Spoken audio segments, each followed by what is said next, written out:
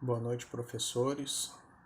O nosso grupo vai falar sobre estanqueidade e permeabilidade dos materiais.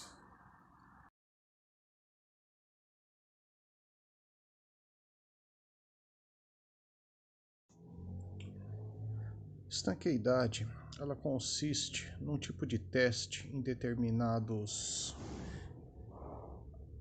equipamentos, materiais, com a finalidade de atestar a qualidade destes com relação a vazamentos, trincas e possíveis fugas de quaisquer líquidos que estejam sendo ensaiados.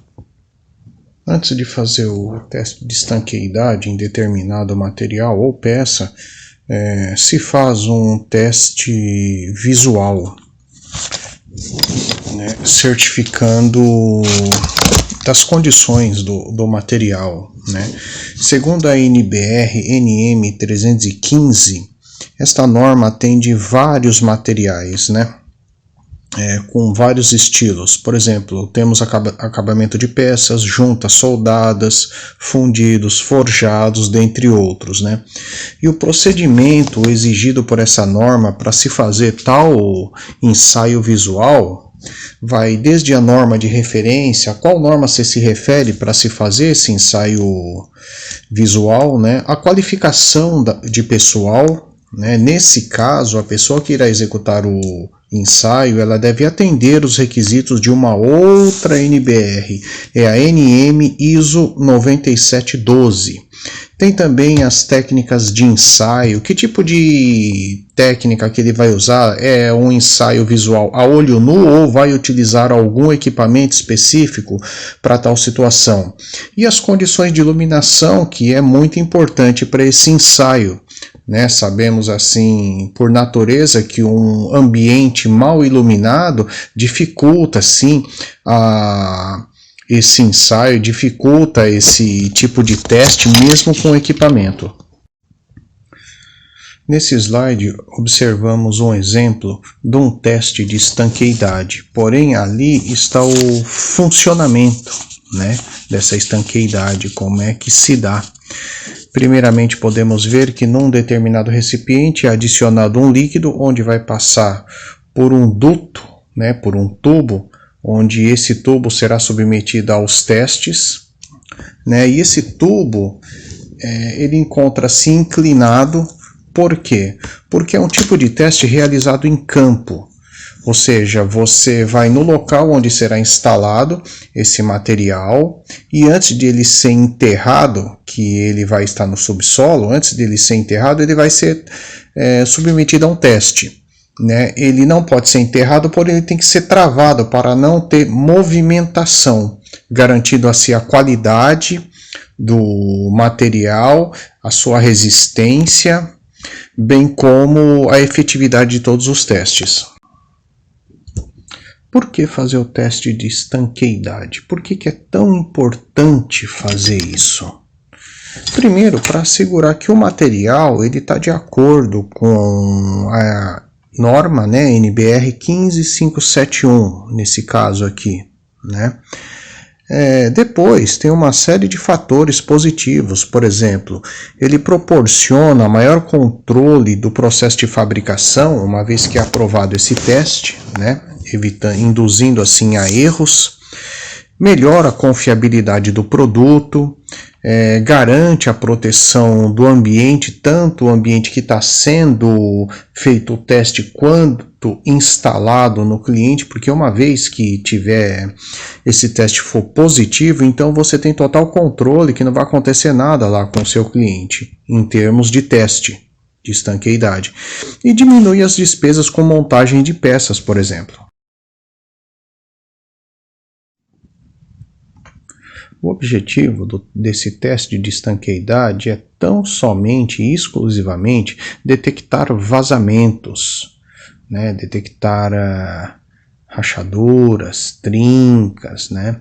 Ele não vai atestar, ele não vai averiguar defeitos mecânicos e estruturais na peça em questão, ele não vai detectar possíveis falhas mecânicas, né? Ele é única e exclusivamente para detectar vazamentos. De acordo com a finalidade do ensaio, sensibilidade requerida, condições iniciais da superfície, processo de fabricação do componente e técnica de estanqueidade a ser utilizada, uma ou mais técnicas de preparação da superfície podem ser empregadas como escovamento rotativo, esmerilhamento, lixamento, usinagem e etc. A superfície a ser ensaiada deve estar livre de óleo, graxa, tintas e outros contaminantes que possam mascarar um vazamento. Se líquidos forem usados para a limpeza do componente ou se um ensaio hidrostático ou pneustático for executado, o componente deve estar seco antes da realização do ensaio de estanqueidade. Para aços inoxidáveis de ligas de níquel, as ferramentas de preparação da superfície desses materiais devem ser utilizadas apenas para estes e atender ao seguinte: ser de aço inoxidável ou revestimento com este material, ou os discos de corte devem ter alma de nylon ou similar. Análise de contaminantes. Segundo a norma de estanqueidade, os materiais utilizados no ensaio devem ser analisados quanto ao teor de contaminantes. A norma teste de estanqueidade refere-se a NBR 15.571, onde os métodos de vedamento por meio de passagem de gases pressurizados são especificados. Dados técnicos que devem constar no laudo. A metodologia usada, pressão de teste, tempo de teste, equipamentos utilizados, etc. Referência técnica e normativa, dia e hora que foi realizado, assinatura do responsável técnico, tanto do profissional que fez o teste quanto de quem acompanhou, e o resultado com as conclusões do laudo de estanqueidade. A manta asfáltica é feita com material asfáltico modificado, adicionado de elastômero, plastômero ou polímeros, etc. Um dos métodos mais comuns de aplicação é a manta asfáltica aderida. A asfáltica é feita por empresas dos mais variados portes. Muitas construtoras utilizam mão de obra própria para realizar a impermeabilização. O teste de estanqueidade em lajes impermeabilizadas comprova aos seus usuários se há impermeabilização de qualidade executada nessa área, e depende do processo ou do tipo de laje. Permeabilidade é a capacidade de transmitir fluidos. No caso, quando tratamos de permeabilidade do solo, é a capacidade de absorção de chuvas pelo mesmo.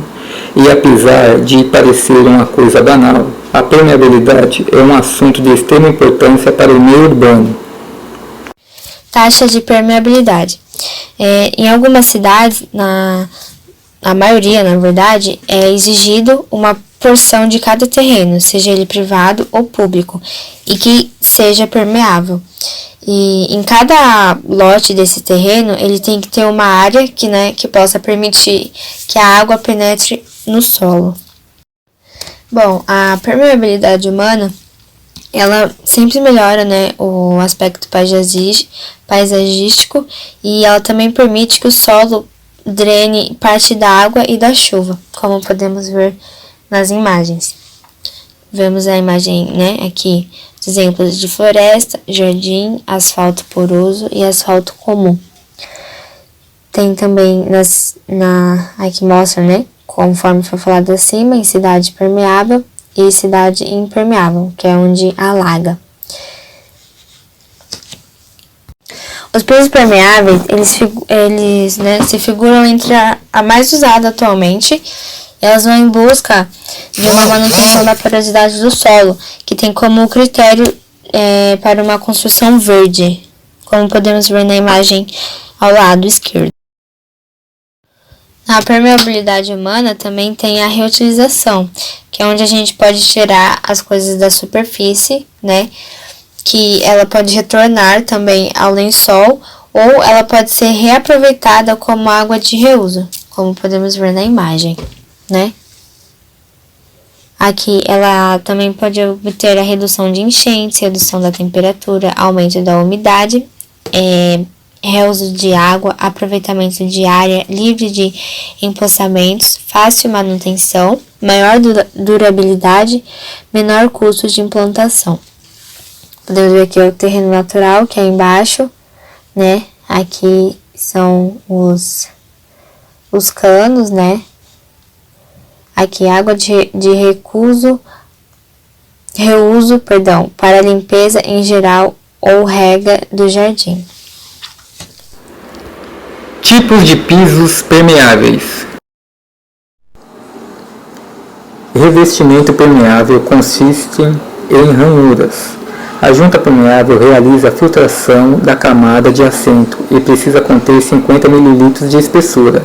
Fornece uma superfície uniforme para assentamento das peças de concreto. A subbase permeável deve ser dimensionada juntamente à base para cada caso. A tubulação de drenagem é responsável pela vazão de água coletada no sistema de drenagem. A subbase e o subleito são executados isoladamente antes da construção. Para manutenção, a retirada de sujeiras e detritos, também a eflorescência originada pelo cimento hidráulico, sem a manutenção, pode prejudicar a permeabilidade e estrutura do piso. Pisos permeáveis, técnica e benefícios. É importante cumprir as especificações da ABNT NBR 16.416, voltadas à granulometria, resistência à abrasão, requisitos dimensionais, dentre outros fatores.